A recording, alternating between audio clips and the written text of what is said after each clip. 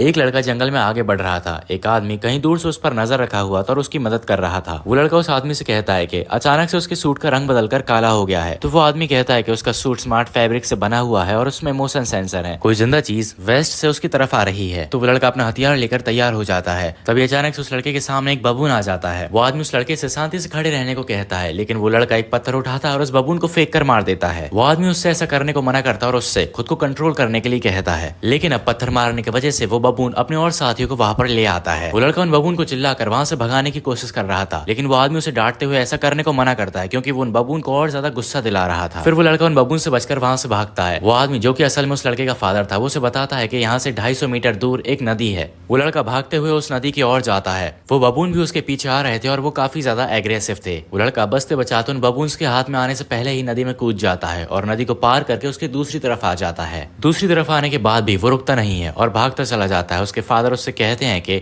अब वो पूरी तरह से सेफ है, उसे रुक जाना चाहिए। उसके रुकने के बाद उसके फादर कहते हैं कि उसे एक बार अपना पूरा शरीर चेक करना चाहिए क्योंकि उसके ब्लड में कहीं से जहर आ रहा है। जब वो चेक करता है तो उसे पता चलता है कि उसके एक हाथ में एक पैरासाइट लगा हुआ है। जैसे ही वो उसे हटाता है उसे कमजोर महसूस होने लगता है। उसके फादर उससे कहते हैं कि उसे अपना मेडिकेशन करना होगा। वो अपनी मेडिकेट उठाता है और उसमें से एक इंजेक्शन उठाता है। उसमें पहला स्टेज लोड करता है और उसे अपने दिल पर लगा लेता है। लेकिन जब वो दूसरा लोड इंजेक्ट करने की कोशिश करता है तो उसे अपना हाथ महसूस होना बंद हो जाता है। तो उसके फादर उससे कहते हैं कि वो अपने पेट के बल जमीन पर गिर जाए, जिससे कि वो इंजेक्शन उसके दिल में लग जाएगा। ऐसा करने के तुरंत बाद ही वो लड़का वहीं पर बेहोश हो जाता है क्योंकि उस पैरासाइट के वेनम से वो पैरालाइज हो गया था। वो लड़का वहां पर काफी समय तक बेहोश पड़ा रहता है। तभी वहां का टेम्परेचर 10 मिनट में 5 डिग्री सेल्सियस तक गिरने लगता है, जिस वजह से वहां का तापमान और कम होता जा रहा था।